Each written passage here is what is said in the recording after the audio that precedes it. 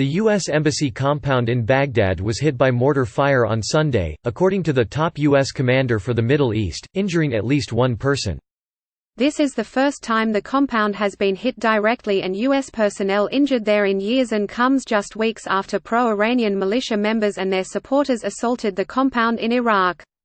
Secretary of State Mike Pompeo called Iraqi Prime Minister Adel Abdul Mahdi Monday to express outrage over the attack, and Mahdi committed to strengthening the procedures of the Iraqi forces responsible for protecting the U.S. Embassy, according to his office. Rocket attacks on the Green Zone are very common. Last week 3 rockets were fired into Baghdad's Green Zone, the heavily fortified area of the capital that houses the embassy, government buildings and U.S. service members. Iraqi officials said Monday that there were no injuries from that attack. 2 U.S. officials told ABC News Sunday that the dining hall was hit directly in the attack. After the initial assessment, those officials said 5 Katyusha rockets were used, but General Kenneth McKenzie, U.S. Central Command Chief, told reporters Monday it was mortar fire.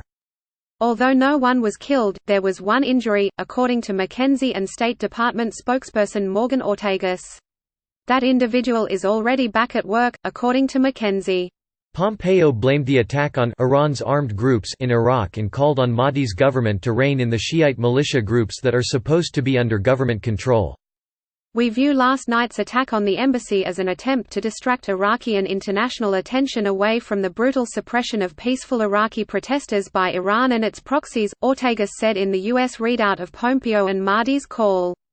Iraqi anti-government protesters were attacked Saturday by Iraqi security forces who tried to clear their camps in Baghdad's Tahrir Square, killing at least 4, according to the Associated Press. Huge crowds of demonstrators, however, returned on Sunday, showing fierce resolve in the months-long protests that have called for changes to the political system and railed against corruption and a lack of public services and opportunities.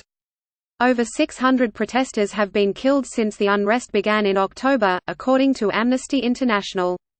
But there have also been demonstrations against the U.S., especially after the airstrikes that killed members of Kataib Hezbollah and Iran's top general Qasem Soleimani on Iraqi soil. After initially saying the U.S. would not negotiate a troop withdrawal, the Trump administration has struck a more amicable tone, with Special Envoy for defeating the Islamic State James Jeffrey saying on Thursday, "We don't think we should withdraw." However, at the end of the day, this is obviously an Iraqi decision. In her statement on Monday, Ortagus said that Pompeo had reaffirmed our willingness to discuss the scope of our forces in Iraq over time.